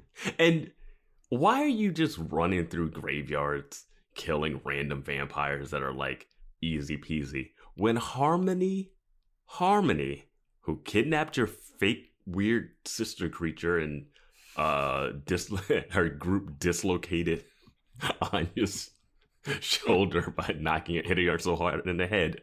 Why are you going after little vampires and not just going after Harmony and Spike? Yeah. That doesn't make any sense. Doesn't make any sense. And why are you not just like, yeah. So then we go back to the surgery, and Harmony is blowing smoke directly into Spike's brain. When I saw this, I was like, what are we doing? Like, if I'm the surgeon, I'm like, yo, Spike, can you get your girl? So she's smoking, and the doctor is like, would you fucking stop? And she's like, what? It's a free country. There's no reason that I can't smoke. And then the doctor is like, it's a sterile environment. We need to do this sterile, like, doctor shit. And she's like, fuck you, doctor. And he goes, look at that sign over there. And the sign says no smoking. And then she's like, oh shit, I'm sorry. I didn't see the sign. I'm so sorry. I thought we were past this from season 1, where it was just like no smoking signs all over the place. This is like so much smoking propaganda. Like, I'm a villain, I'm smoking, no smoking sign, gotta put it out. It's like, what are we doing? Yeah. So as Harmony is turned around to put out this cigarette, the doctor plinks a piece of metal into a bowl, and he goes, chip is out. we got it out. And Harmony's like, oh, yay. And then Spike is like, stitch me up, Doc. I'm going to fucking kill the Slayer. And then it goes to the Doc stitching him up. And Spike is like, can't wait to kill this fucking Slayer. I'm going to feast on her. But maybe I'll have a little snack beforehand. And the doctor's like, what? You said you wouldn't kill me if I did the surgery. And Spike's like, don't worry. I'm just going to use you as a little snack. I won't drain you fully. And before he can even do anything, Buffy and Riley show up. Oh. Yeah, on that line, when he says that, he's like, I'm not going to fill up on the appetizer for the main course. Yeah. I wasn't sure if he was saying, like, he wasn't going to fully kill him. Or, like, I don't think he was trying to comfort the doctor there. I think he was just like, don't worry, I'm still going to kill Buffy, too. Yeah. But, I mean, either way. Yeah, I don't think that he was like trying to comfort the doctor, but he was just like, "Look, I'm not going to kill you, but I am going to feast on you." Yeah, I think he might. I think he was going to kill him. Oh, well. Yeah. Good thing that Buffy and Riley showed up just now. If he was really evil, wouldn't you kill the guy that was there to save Riley? Or would you want to have this doctor on retainer? It's a good thing to have a doctor on retainer. Yeah, it's not bad. But this guy's definitely leaving town. Yeah, He's got no reason to stick around to Sunnydale. Yeah. Before any of that can happen, Buffy and Riley come downstairs and like, Spike, Harmony, what are you doing here? And they stand face to face, and Spike's like, guess fucking what, Buffy? My chip's out now, and I am going to destroy you. And Buffy's like, I'd like to see you try. And Riley's there like, I'm going to kick your ass too. Yeah, Harmony's got it. Buffy's like, yeah, now I can finally kill you. Like, because of chip? I'm like, kill him with the chip. Yeah, easy kill. Easiest kill of your Slayerdom. Yeah. Even easier than the guy that you killed before he popped out of the grave. Yeah. Like, good Lord. So Harmony's there with the crossbow, and she accidentally shoots it. Hits Riley right in the leg, and he's like, ooh, don't feel a thing.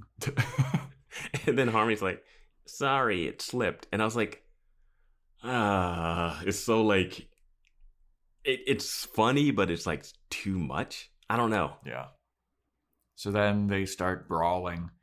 Riley is beating the shit out of Harmony for a little bit. Which I was like, well, this looks wild. He like slams her on that table. Yeah. It's basically guys fighting girls in this. Yeah. But eventually she starts fighting back. I wanted to say, we get some new face transitions in this. I saw it and I went back and watched it again. They're very digital overlay on these. Yeah. Yeah, we don't have the green screen thing that's so telegraphed. Yeah. Yeah, it was it's all right. You can see it sliding on their face a little bit. The mask isn't it's not like those Snapchat filters and stuff where you can just automatically, and the tracking's not there as clean. But yeah, for the time, pretty good. Yeah, pretty decent. Yeah. So Spike jumps on top of Buffy, and he's like, I've been waiting so long to do this, and I cannot wait to fucking kill you and feed on you and taste your blood. And then he just rears back, vamp-faced, vamp-fanged, goes into the neck. Buffy has zero fight back. Yes. Now, I understand the show reasoning of wanting him to do this so that we can get the reveal, right?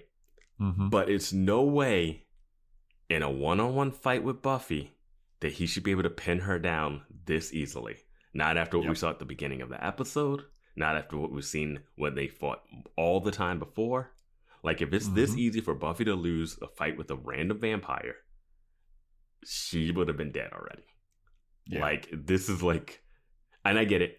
It's convenient. You got to have this little moment. But we got to make it a little tense. She trips over something. Faith gets on all fours behind her and she falls. Something has to happen for her to get pinned down. Instead, it's just nope, he got her. That was easy. Yep, he just jumped over the table and landed on her, and she's done. And she's got her hands back, like, I don't know what to do. I've never been in a situation like this before. So he goes to bite her neck, and voila, the chip is still in there. Mm-hmm. He's like, fuck, I can't do it. Wasn't he punching her? Dude, the fact that he jumped on top of her. The fact that we saw him just think about hitting Xander with a wrench before and he got a headache. Yeah.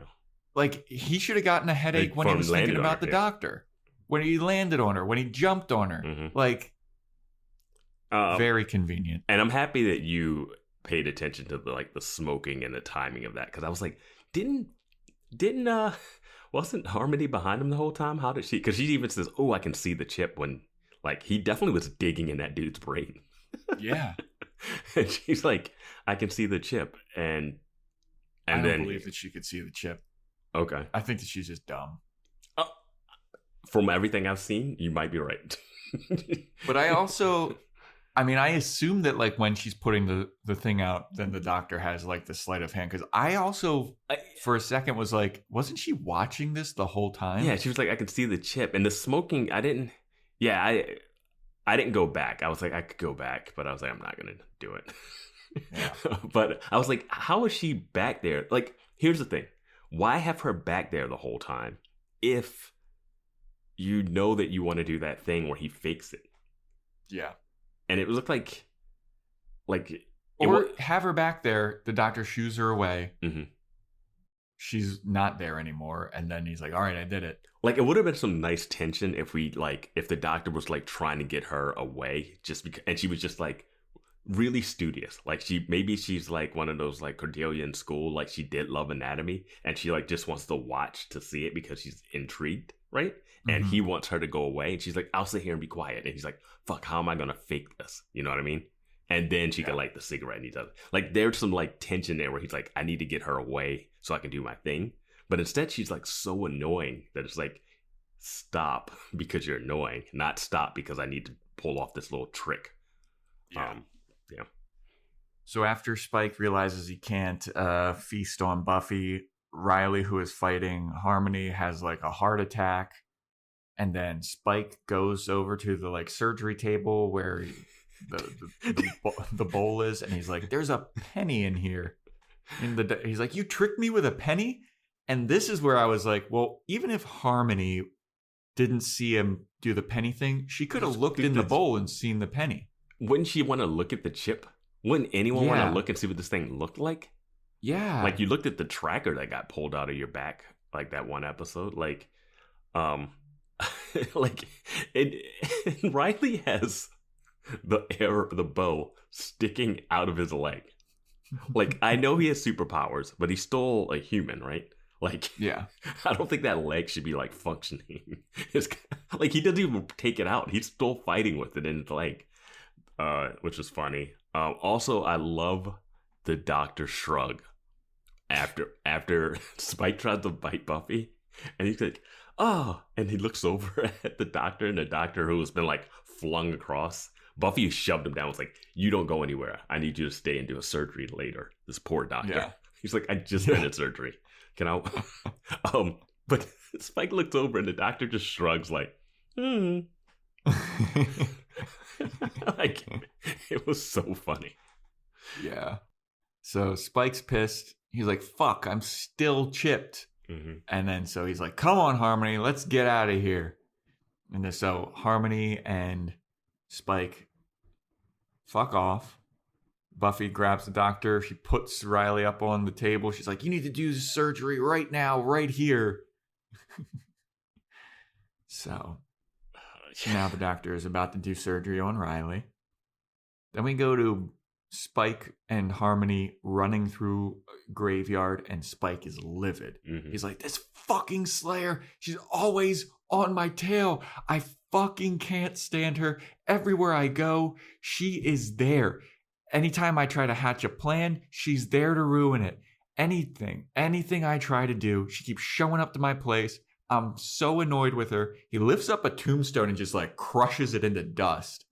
And he's like, "Dude, You don't understand. This Slayer, she is haunting me. Everywhere I turn, she is there. I can't get rid of her, and it's ruining my life. And Harmony's like, geez, dude. It's not raining, but it has the feel of a scene that wants to take place in the rain. Yeah. You know? That's such a great point here. Yeah, you're absolutely right. It's like, and I was like getting the vibe that the end of this episode gives from this scene. I was like, I've watched enough TV and movies. Specifically, the wording of him saying, she's haunting me. I was like, you like her, don't you? No, you shut up. No, I don't like her. You shut up. Is Xander and Anya still at the docks? Anybody want to give him a phone call and tell him we found Riley? You guys can come home. So then we go back to the student surgery room, and Riley's up, and he's feeling fine already. He's good. Yo, I was like 0 recovery time. Yep. Like it was just on the table. Like no IVs, no nothing. IV, no anesthesia, no like. Yep. He's like, yeah, I'm feeling great. I feel good already. Never mind that fucking crossbow wound that would definitely be hurting me now. Dude, there's a show that I don't know if I referenced it on. I probably referenced it on one of these, Buffy. One of the best bad TV shows I've ever watched. It's Under the Dome. It's a Stephen King book that he turned into a series, and it is so bad that it's good. Like I watched it for like a reference at one point for something I was working on, but then I got sucked in about how bad it is. It's got Hank from Breaking Bad in it. But the best thing about this is if you are watching it, go online and read the TV Guide reviews because they are hilarious and they have screen grabs, and those are a perfect companion piece. But there's a guy who gets like stabbed in the leg, and he ends up getting a bandage over the jeans. For like 2 episodes. They like wrap his leg up. But it's just like a white bandage over the jeans. Like not underneath. It's like that level. And that's what I was thinking about with Riley. Like you have a doctor, he's doing surgery. He should fix your hand. He should fix your leg. Yeah. I think that you did mention Under the Dome before. I did. Because it sounded vaguely familiar. Yeah. But and that sounds like something that I would love to fucking watch. I don't know what streaming service is on, but please, like, check out that or RRR, Joe. But, like, you will love Under the Dome. It is so... Like, if it was more popular, that would be our next podcast. Well, it's also only probably, like, what, 10 episodes or something? No, it's got a couple seasons. It is... Are you kidding me? It is so bad. It's so bad, dude. It's amazing. What channel was it on? I don't know. It was on one of the major ones because... God damn. Yeah, it's hilarious, dude. Yeah. Under the Dome. But so Riley wakes up. He's all good. He's all ready. And Buffy's like, good. I'm happy that you're feeling good. Are you sure? And Riley's like, yeah, I feel great. And Buffy's like, good, because I got to go check on my mom. He just got done with surgery. He just got done. Buffy's love language. Buffy is an avoidant love person. It's like, how about we both go? Because I'm not going to stay here. Yeah, like, what am I supposed to do? This isn't a fucking hospital. I'm not staying here, like, overnight. I should be staying overnight somewhere. Yeah.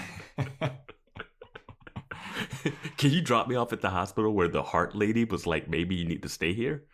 Yeah. My God. But like as soon as he's done, Buffy's like, all right, I'm dipping. I did my job. You're still alive. Yeah. So then they smooch. That's about it. He's got like a weird, they cut to his hand and it's like he can't make it. I don't know. It's like something where it's like, he says I'm okay, but it has this lingering like he's not okay. Yeah.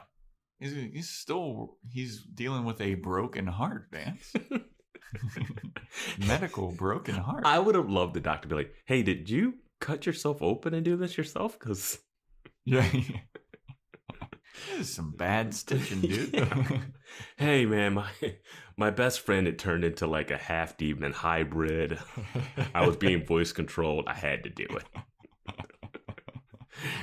Oh my god. So then we have the weirdest scene in my book. Because Graham is walking down this hallway with Riley. And the way that Graham is walking is so strange to me. Did you notice that? Yeah, he just has like, I don't know if he's doing, like, I don't know much about the actor or anything. Like, I know he's in like other shows we've heard on Discord.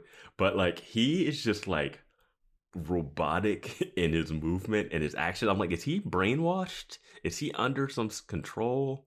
Like, it's looking, so he's like 10 feet ahead of Riley in this hallway. And he's doing this thing where it's obvious that he's walking slower so that the camera, he's not like walking into the camera, but it's so obvious that it looks like it's hurting him to walk that slow. And he's like, his shoulders are not moving in a natural way. It was so weird, dude. He's like it's like he's uncomfortable on camera. Like, Yeah. I don't know what it is like. So he's talking to Riley and he's like, I'm glad that Buffy found you when she did, because otherwise you could have died. And then Graham is talking to Riley and he's like, you should probably leave Sunnydale, man. There's nothing for you here. Nothing for you here. And Riley's like, what are you talking about? My girlfriend's here. Like, I have a life here now. And Graham just turns around and gives him the scolding of a lifetime. He goes, no, there's nothing for you here. You used to have a mission. Now what? You're the mission's boyfriend? The mission's true love? And Riley looks at him like, oh, don't say that word.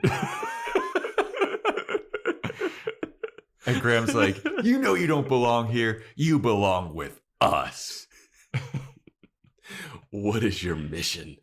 Like, oh man, that is so funny. When I think of what is your mission, I think of the How Did You Get Made podcast and June Diane Raphael.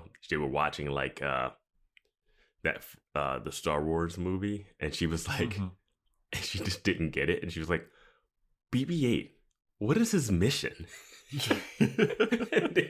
It was like, what are you talking about? What is BB-8's mission? And like, when he's like, I don't know what Graham and his crew are up to. Like, what are they doing? Because it seems like there's a lot of activity still happening at Sunnydale. Well, yeah, and he's like, you belong with us, but like, the initiative is done. So what is he trying to get Riley to come back to? And go to like Iraq? And I'm sure there's some other secret thing, you know? But it's like, Graham, you were down there when all the demons attacked us. Like, what did you think? Like, why did Riley leave and then Graham didn't? And I don't. And Riley, you left, but you still have rank. You can still pull past rank. But you know what's crazy is like earlier in the episode, Graham is lecturing Riley like, they did a bunch of fucked up stuff to us, man. They drugged us. Yeah. They experimented on us, and you're gonna die if you don't get help. And then at the end of the episode, he's like, "You should come back, though." Yeah, dude, that military mind control, man, that brainwashing, he's saying all the stuff that you would think he would be like, "Hey, just keep sticking with Buffy." I'm like, I'm not hanging out with you, Graham, because every time I saw you, one, I knocked you out, and then I saw you, and you got knocked out by Specimen 17, and guess who was saved? The girl, my girlfriend. I gotta stick with her if I want to survive. I would have died in that cave punching a wall.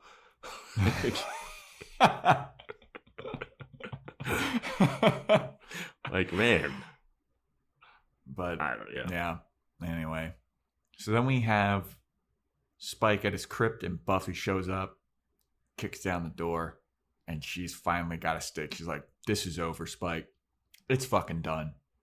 I'm killing you right here, right now. And Spike is like, you know what? Fucking do it. He's like, Buffy's like, what? He's like, dude, you ruined my life. Everything I want to do, you ruin. I can't feed on anything. I just want you to end this torment. Please. You came here with a stake. You came here to kill me. Rips off his shirt. Fucking kill me. I don't care anymore. And I was like, yo, Spike's fucking ripped. Oh, he definitely knew what was going on for this. This is the podcast interview that I was talking about. Yeah. Probably. They don't even linger on it either. Oh, they linger on it. Did they? I don't know. Oh, they linger on it. But Buffy is there with the stake You said raised. that too. Oh, they linger on it. He's looking good, man. Kudos to him. But she's got the stake raised, and she goes to rear back, and she goes to plunge it forward, but she can't do it. She can't kill him. She takes it back, and then they look at each other, and then they just start violently making out. And then they stop. And then they look at each other like, what the fuck was that? What the fuck was that? And then Buffy goes back for more. And Buffy goes, oh my God, Spike, I want you so bad. I've wanted you for so long. And Spike goes, oh, Buffy, I love you so much. And then Spike wakes up and he goes, oh God, no. Please, God, no. And Harmony is right next to him. Like she doesn't wake up or hear anything.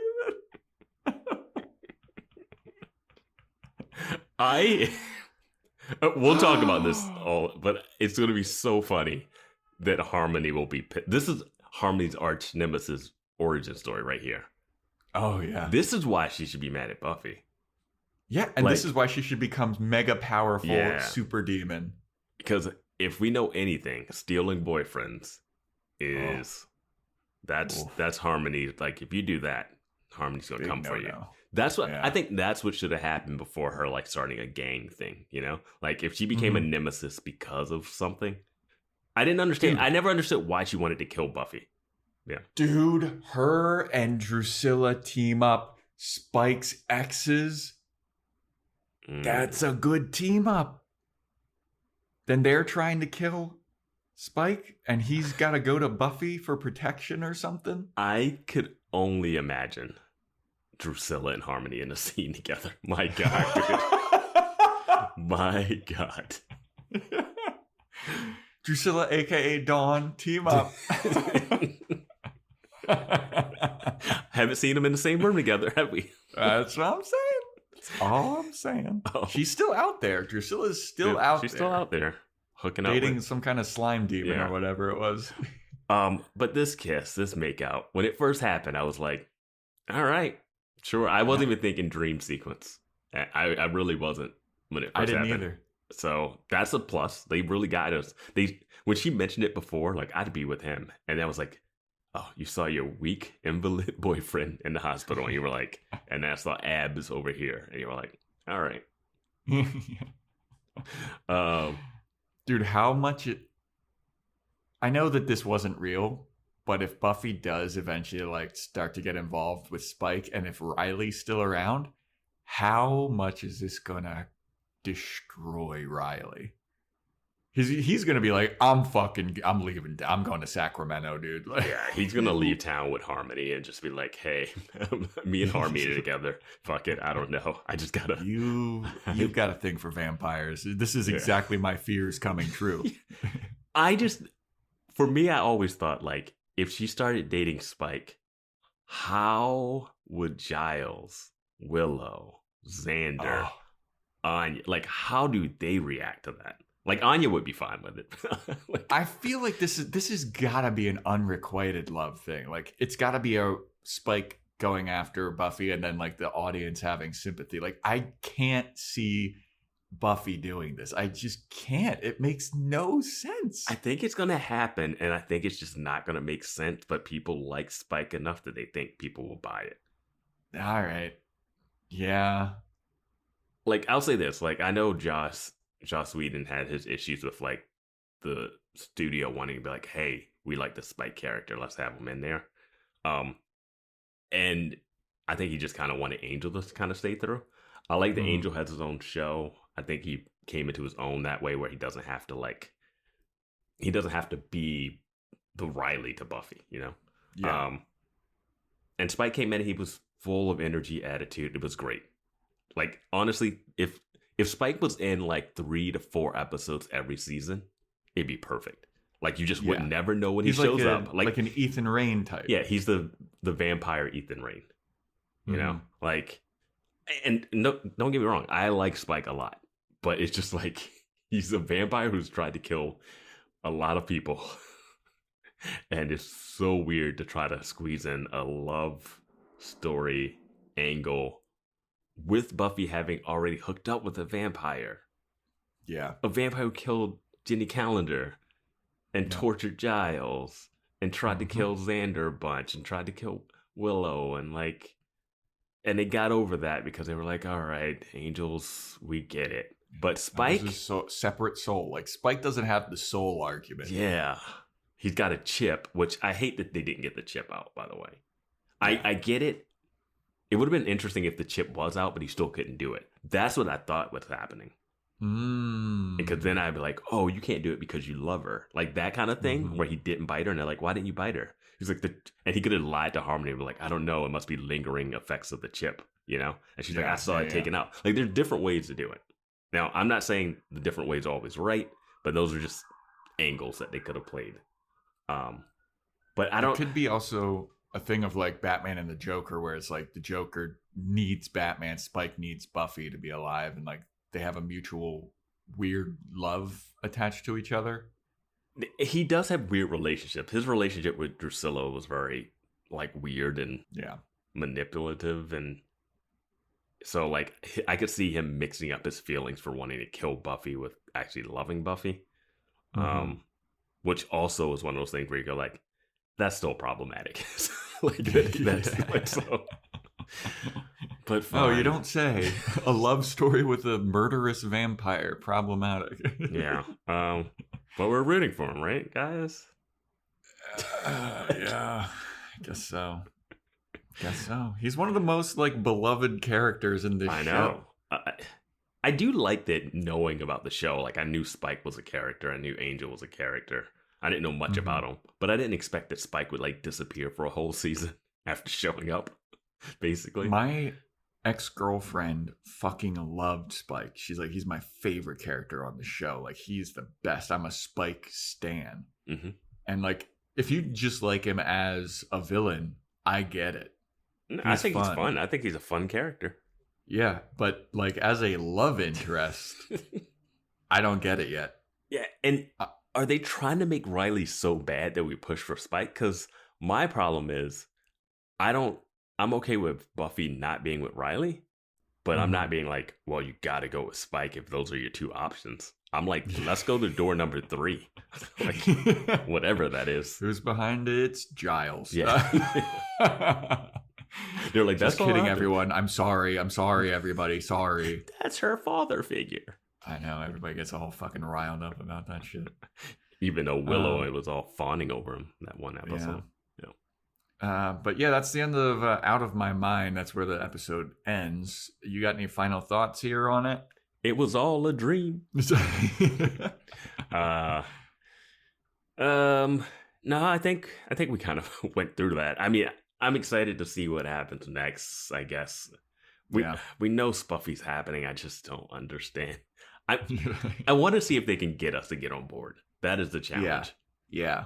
Because, like I said last episode, like I never was a Riley fan, but seeing him like admit like she doesn't love me, and then having that crushing defeat, I was like, oh, now I am kind of on Riley's side. And then this episode undid all of that. I remember the last episode, I was like, people in Discord really still hate Riley. I mean, even after that, and then this episode happens, I'm like, oh, they did him 0 favors.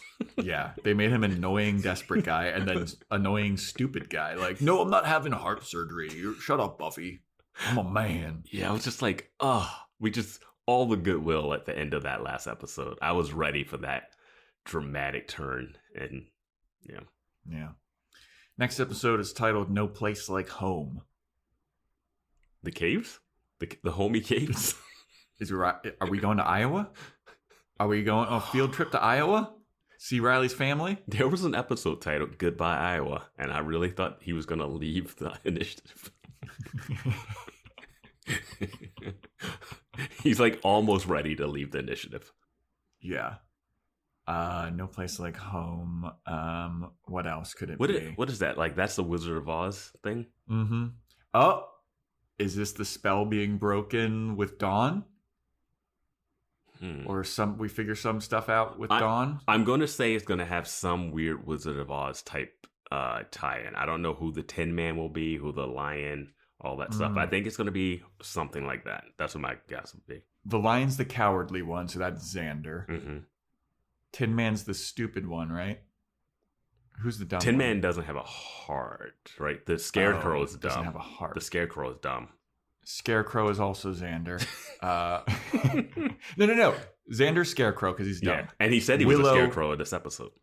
Willow is the cowardly one because she doesn't have a lot of confidence. The one without the heart, Spike. Or Riley. Yeah. Yeah, Riley just had heart surgery. Buffy's Dorothy, obviously.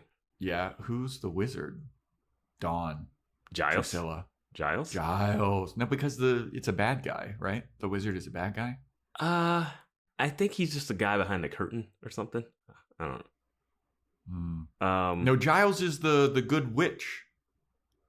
But wouldn't Tara be there's like a bad witch. There's a wicked witch. Maybe it's Tara. Because the wizard's not the bad guy. The wicked witch is supposed to be the bad guy. Unless you read the book Wicked and we hear her backstory, which I don't know. Yeah, defying gravity, baby. So, yeah, that's what I'm going with. I'm going to go with it's going to be some type of thing like that. I like that. Yellow brick road to the espresso pump. We're back on track with some predictions. Yeah, let's get that wolf going at the espresso pump. We got Drusilla Dawn. We got Wizard of Oz. All right. Thanks for listening, everybody. Sign up for our Discord. Sign up for our Patreon. Patreon.com/Boys Watching Buffy. Follow Instagram at Boys Watching Buffy. Email boyswatchingbuffy@gmail.com. Amazon wishlist. Throne wishlist. Joe's Fashion Report every Thursday. Got a lot of praise for this episode. I'll say that. A lot of praise for this episode. Stay tuned. Shout outs. You want to get a Apple rate and review or Spotify 5 stars, DM it to me at Joe Elke. And stay tuned next time for when we talk about No Place Like Home.